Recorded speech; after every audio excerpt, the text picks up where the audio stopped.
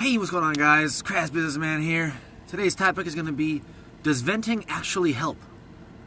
So I've been known to vent in the past, a lot, from time to time, still do it to this day. A lot of the time it's on Facebook. Ridiculous. Venting before was commonly referred in my circle as bitching. I temporarily feel better, but is it really a good thing, or is it a bad thing? So according to Jeffrey Lohr, a psychology professor at the University of Kansas, this idea that venting anger is good for you is, quote, challenging the integrity of the mental health practice and places the public at risk. So the long and short of it, of his article, is that venting your frustrations, especially on the internet, extends the time period in which you feel these emotions. So you keep reliving it instead of letting it go. And you might post something about a frustrating situation, but I mean, look at what you're actually doing. You know, you're doing it for a response, which gets you going regardless of the answer.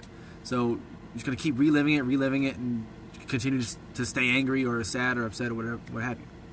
But according to an article published in March 2017 on the psychology of venting, Dr. Charity Cruz says that the answer is actually a little bit of both. The article first mentions that positive venting can reduce stress and negative venting can increase it. And the surprising distinction is actually mainly the difference between whether the recipient is being responsive and showing empathy over sympathy. And further goes on to make the distinction between empathy and sympathy. Simply put, empathy is putting yourself in someone else's shoes, whereas sympathy is focusing on feeling sorry for the person. Where empathy is active, sympathy is passive. So, if the person hearing the bitching negatively reacts to you, it's negative venting. But if they react positively to you, then it's positive venting. So because you don't control the actions, emotions, and responses of other people, logically it's better to avoid venting. The healthiest option is to dissipate anger and frustration by enjoying healthy and enjoyable activities as an outlet. You know, kickboxing, going to the gym, basketball, sports of any kind.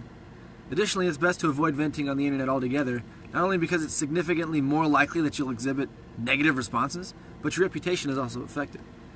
Because we all know those people who post, never let someone in your life who's not good for you, hashtag so done, hashtag I deserve better, and it goes on, until you finally unfriend them. Don't be that fucking guy or gal.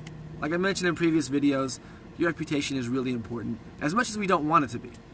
As much as we all love to say, I don't give a fuck what anybody else thinks, you really should, to an extent. But that's a whole different can of worms, and we'll cover that in my next video. Also, I highly recommend this book right here. This is the inspiration for this video. It's called A Complaint-Free World by Will Bowen. It's a fucking game changer. Thanks again, guys, for listening. Like and subscribe. I will see you tomorrow and cover that topic. Thanks again.